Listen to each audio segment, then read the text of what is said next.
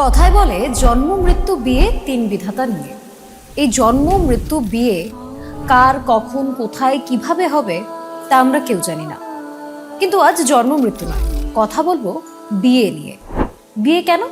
তার কারণ এক তো প্রথমত তো মৌসুম চলছে, তাই আমি ভাবলাম যে আমাদের বিয়ে নিয়ে জানা অজানা বেশ কিছু গল্প আপনাদেরকে আমি শোনাতেই পারি।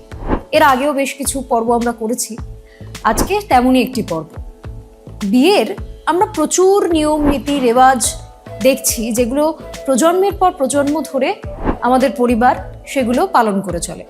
মানে জাতি ধর্ম বর্ণ নির্বিশেষে প্রত্যেক পরিবারের বিবাহ সম্পর্কিত বেশ কিছু রুলস রয়েছে, যে প্রত্যেকটা রুলস আমি যদি নিয়ম বলি সেই নিয়মগুলোকে মেনে চলতে হবে।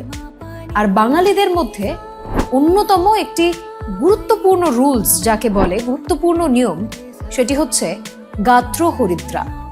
আমি যদি খুব সহজ কথায় এটাকে বলি, সেটা হচ্ছে গায়ে হলুদ। এই গায়ে হলুদ কি, কেন হয় এই গায়ে হলুদ? আর যদি হয়ই বা, তাহলে গায়ে হলুদের এত বেশি প্রাধান্য কোথায়? এটা কি শুধুই একটা প্রথা, নাকি এর পিছনে অন্য কোনো কারণ রয়েছে? সেটাই আজকে বিশ্লেষণ করব। আমাদের বাঙালি সমাজে এই যে গায়ে হলুদ হয়, সেই গায়ে হলুদের নিয়মটা কি প্রথমে আগে সেটা বুঝি। বর এবং কনে বিয়ের দিন সকালবেলা তাদের গায়ে হলুদের পর্ব করা হয়, অর্থাৎ হলুদ দিয়ে তাদের স্নান হয়। তারপর তারা বিয়ের অনুষ্ঠানের জন্য সমস্ত রকম নিয়মগুলো পালন করেন। কিন্তু তার আগেও আবার একটি বিষয় রয়েছে।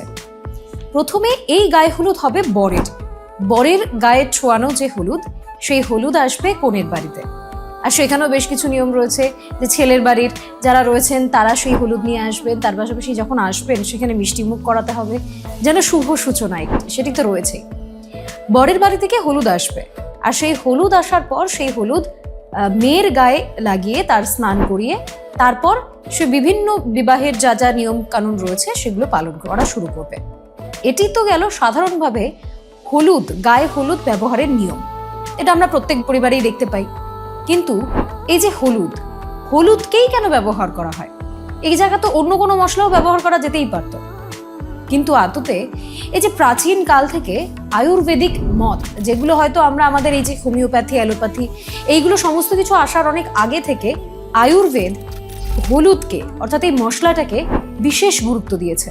যে আয়ুর্বেদ মতে আমরা আমাদের প্রাচীনকালে চিকিৎসা হতো, সেই চিকিৎসা অনুযায়ী হলুদ এমন একটি মশলা যেটি অত্যন্ত পরিমাণে অ্যান্টিঅক্সিডেন্ট। মানে এই যে হলুদ যখন আপনি আপনার শরীরে সেটি লাগাবেন, সেটি অনেক রকম সমস্যার সমাধান করে। যে কোনো প্রকার আমাদের যখন ঘা হচ্ছে বা কিছু হচ্ছে, সেগুলো যদি বিয়ের সময় হওয়ার সম্ভাবনা থাকে সেগুলো হবে না। এছাড়াও এই যে আমাদের ডিপ্রেশন হয় অনেক সময়, হলুদ সেই ডিপ্রেশনের ক্ষেত্রে অনেক বেশি সাহায্য করে। এছাড়াও এই যে হলুদ যখন আমরা ব্যবহার করি, ত্বক তো উজ্জ্বল দেখায়। বিয়ের সময় মেয়েদের একটু সুন্দর দেখতে লাগবে বা ছেলেদের একটু সুন্দর দেখতে লাগবে, সেটা তো স্বাভাবিক। ত্বক উজ্জ্বল দেখায়।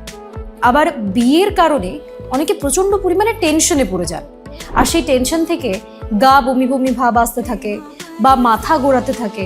এই ধরনের যে সমস্যাগুলো, ছোটোখাটো সমস্যা টেনশনের কারণে হয়, সেই টেনশনের কারণেও এই সমস্যাগুলো থেকে রেহাই পাওয়া যায় এই হলুদের কারণে। হলুদ যে অ্যান্টিসেপটিক, একদম জীবাণুনাশক, তার প্রমাণ তো আমরা একদম প্রজন্মের পর প্রজন্ম ধরে দেখেই আসছি। এখানে ম্যাজিকের মতো কাজ করে সেই হলুদ। আর এই জন্যই বিয়ের ঠিক দিন সকালবেলায় এই হলুদ ব্যবহার করা হয়, যাতে অন্য কোনো রকম সমস্যা অন্তত বিয়ের দিনটাতে বর কনের কাছে ঘেঁষতে না পারে। এটা তো গেল আয়ুর্বেদিক মতে হলুদ, অর্থাৎ এই মশলাটাকে আমরা এত বেশি প্রাধান্য কেন দিই। এবার আসছি একটু অন্যরকম ভাবনায়। আমাদের ভারতীয় সংস্কৃতিতে হলুদকে শুভ শক্তির প্রতীক হিসেবে ধরা হয়, অর্থাৎ বিয়ের দিনটা বর এবং কনে সেই শুভ শক্তির প্রতীককে নিজের গায়ে ছুঁয়ে শুরু করেন। এই সংস্কৃতিটা আমরা প্রজন্মের পর প্রজন্ম ধরে পালন করে আসছি। মনে করা হয় যে এই হলুদ যখন আমাদের গায়ে স্পর্শ করে, তখন নাকি বর এবং কনের শরীরে যদি কোনো অশুভ শক্তির বিরাজ থেকে থাকে, সেটা নাকি দূরে সরে যায়। সেই কারণেই হলুদ স্পর্শ করা অত্যন্ত আবশ্যক হয়ে পড়ে। ফলে বুঝতেই পারছেন যে হলুদের শুভ শক্তির প্রতীক বা জীবাণুনাশক হিসেবে কাজ করা, সেই সমস্ত কিছু তো রয়েছেই, কিন্তু হলুদ অত্যন্ত প্রয়োজনীয়। ফলে এই যে নতুন জীবন শুরু করা, নতুন অধ্যায় শুরু করা, সেখানে হলুদের প্রয়োগ থাকা নিজের শরীরে, সেটা অত্যন্ত আবশ্যিক হয়ে ওঠে, বিশেষত আমাদের বাঙালি সংস্কৃতি বাঙালি কালচারে বিয়ের অনুষ্ঠানের জন্য।